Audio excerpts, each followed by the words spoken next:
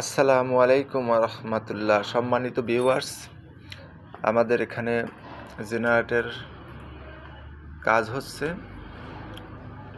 তো আমাদের মনির সাহেব কিছু বলবেন যেখানে কি কাজ করতেছে।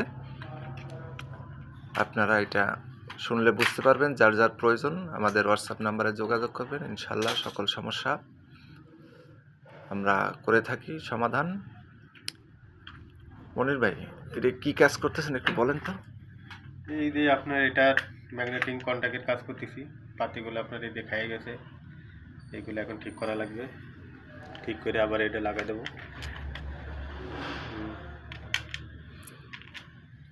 এটা দিয়ে মূলত কি কাজ করা হয় কারেন্টের? এটা দিয়ে সব ধরনের কাজ হয়।